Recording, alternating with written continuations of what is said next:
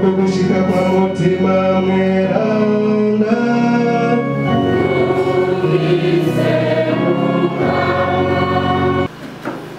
Turagutakambiye Mukama ngo kubigisabisho ca Bikira Mariya muhimbazo n'icaberanda bose wakira ibisabisho turiko turaguhereza ingo turiko turegurira izina ryawe n'ibinyubakwa bigabaniramwo ingabirano n'urukiza vyawe aho igihugu c'abakristu c'abakoranira mu bumwe kagusenga umutima no mukuri ugashigikirana mu rukundo tubigusabishije Yezu Kristu Umukama wacu.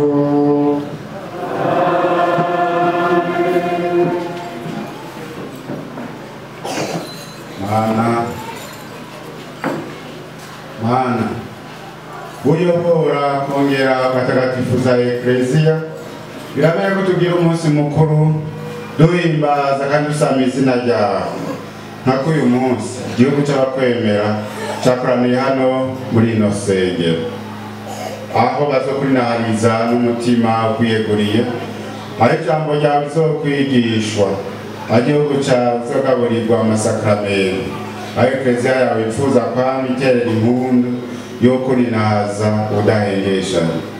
Iyi ngoro igiye kuba ishusho rya Ekleziya Kristo yatagatifuje ku buryo budasanzwe n'amaraso yiwe ayiha kwa misa yangano ninahazwa ayuza kandi ubutore bushingiye ku kwemera kutayegayega ayigira umuvyeyi baruka ku bubasho bwa mutima.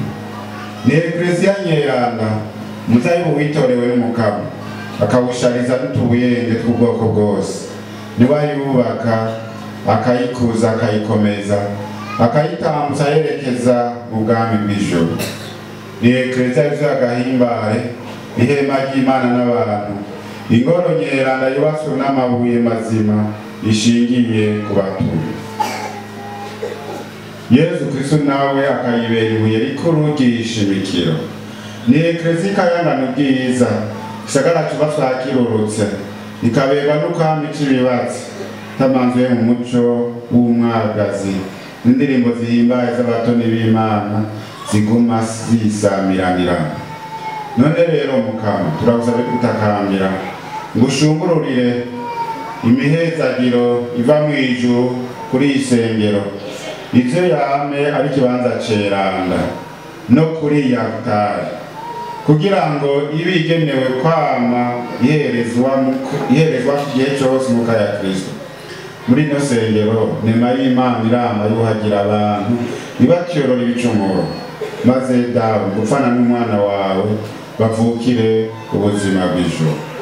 Muri ino sengero abatoni bawe mukikuza imeza rutaye bunze ubumwe bahimbaza Pasika baragirwa bashasha n'ijambo rya Kristo hamwe n'imfungwa y'umubiri wiwe.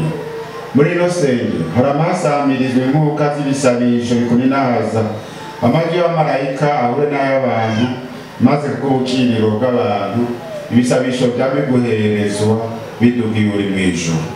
Muri ino sengero aboro barama bitwararikwa abacinyizwa baharongera umwidegenzo kandi abana b'abantu bakwegukiye babahambishijwe iteka gushikaho muri iyo muryango w'abawe umaze gukirurutswa uhimbagwe no gushika muri Yerusalemu yo mw'ijuru.